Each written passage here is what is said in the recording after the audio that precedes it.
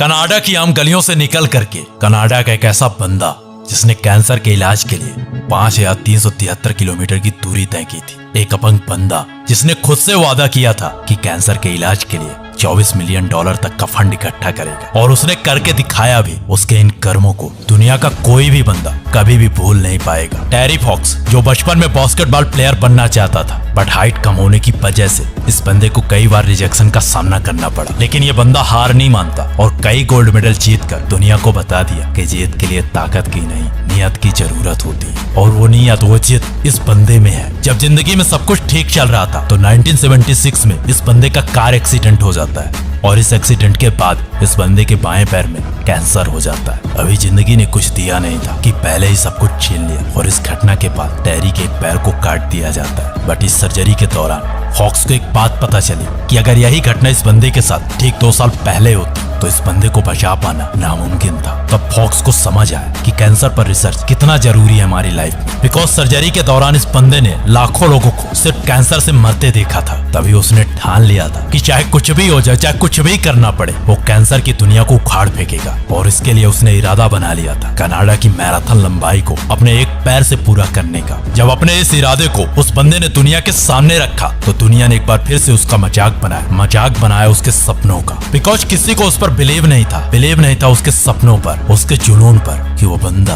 5373 kilometre की दूरी तय कर पाएगा। बट लोग भूल जाते हैं कि सपनों को पूरा करने के लिए पैर की नहीं, जुनून की जरूरत होती है। 15 अक्टूबर 1979 यही वो दिन था जिस दिन इस बंदे ने ऐलान कर दिया कि कैंसर के रिसर्च के लिए ये बंदा अपनी अयोग्यता, अपने आप पर विजय हासिल करेगा, फतह हासिल करेगा कनाडा की विशाल लंबाई पर। रेस शुरू हुई उसकी और सिर्फ उसकी, बट कोई नहीं आता इसे देखने, इसे सपोर्ट करने। लेकिन ये बंदा रुका नहीं। पहले एक, फिर 2, फिर सैकड़ों, फिर हजारों लोग इस बंदे के पीछे दौड़ने लगे। जहाँ ये बंदा अकेला चलना स्टार्ट किया था, वहीं लाखों लोग इस बंदे के पीछे दौड़ रहे थे। जहाँ कोई $1 देने के लिए तैयार नहीं था, वहीं सैकड़ों मिलियन डॉलर का फंड इकट्ठा हो चुका था। इस कदर एक सिंपल सा बंदा कैंसर की दुनिया को बदल के चला गया उस दुनिया को, उस दुनिया की सोच को, जो सोचते हैं कि यहाँ कुछ भी कर पाना नामुमकिन है। क्योंकि कहते हैं ना कि अगर जिद होगी तो आसमां भी आएगा जमीन पर, बस इरादों में जीत की गूंज होनी चाहिए।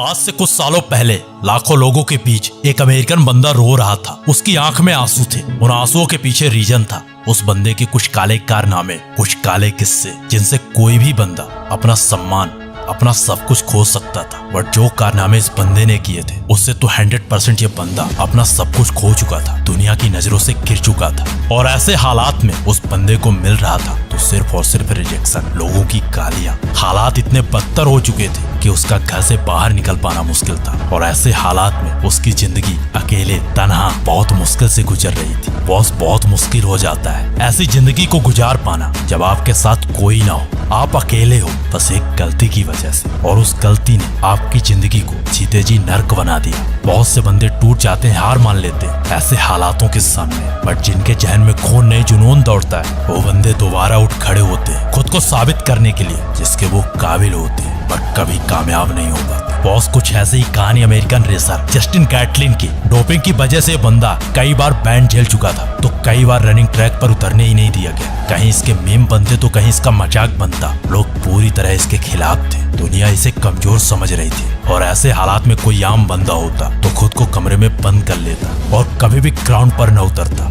बट जो बंदा अपने रिजेक्शन के सामने हार मान जाए, फिर वो चैंपियन कैसा। लोगों की गालियों के बीच वो बंदा ग्राउंड पर वापसी करता है, घंटों घंटों की प्रैक्टिस करता है, इंतजार करता है उस एक मौके का जिससे वो खुद को साबित कर सके, जिससे वो अपने रिजेक्शन को रिस्पेक्ट में बदल सके। जब भी इसे अपने रिजेक्शन की याद आती तब ये अपने प्रैक्टिस को डबल कर देता। जब भी इसे लगता कि लोग इसे गाली दे रहे हैं, तब ये और तेज दौड़ता। जब भी इसे लगता कि कोई इसके साथ नहीं है, तब और तेज दौड़ता। इसे पता था कि अब इसके साथ इस दुनिया में कोई नहीं है सिवाय इसके रफ्तार के, और उसी रफ्तार के सहारे ये बंदा बस जी रहा था। क्योंकि मौका सबको मिलता है एक बार खुद को प्रूव करने के लिए, बट लूजर्स बहाने बनाते हैं कि मेरे पास ये नहीं है, वो नहीं है, और विनर्स कम ऑप्शंस के साथ खुद को प्रूव करते हैं उस दुनिया के सामने जो उन पर बिलीव नहीं करते।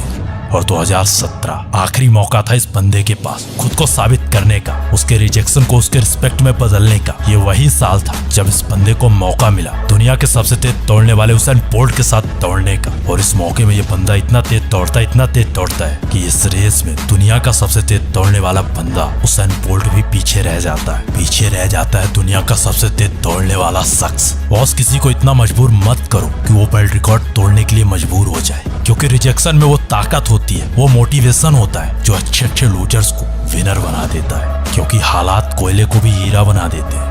फिर तो ये इंसान था। बॉस, हर चैंपियन को चैंपियन बनने से पहले अपने हार, अपने रिजेक्शन का सामना करना पड़ता है उन लोगों का जो कहते हैं बेटा तुमसे ना हो पाएगा, तेरे बस की बात नहीं। बट एक बात हमेशा याद रखना कि आपका रिजेक्शन कभी भी आपको कमजोर बनाने के लिए नहीं होता। ये मोटिवेशन होता है उन चैंपियंस का जिन्हें दुनिया अपने राज से नहीं अपने उदाहरण से बदलनी होती। और इस कदर रनिंग की दुनिया से पूरी तरह रिजेक्टेड बंदा जो कभी चंद भर रिस्पेक्ट के लिए तरस रहा था, उस दिन सर ऊपर उठा के दौड़ रहा था। उस दिन अपने रिजेक्शन को अपने रिस्पेक्ट में बदल दिया था। बॉस, आपके पास भी मौका है अपने रिजेक्शन को अपने रिस्पेक्ट में बदलने के लिए। अगर बदलना चाहते हो अपने रिजेक्शन को अपने रिस्पेक्ट में, अगर बदलना चाहते हो अपने आप को, अपनी लाइफ को, तो नीचे कमेंट करके जरूर बताना आप अपनी लाइफ में कौन सा बदलाव लाना चाहते हो। एंड अगर आप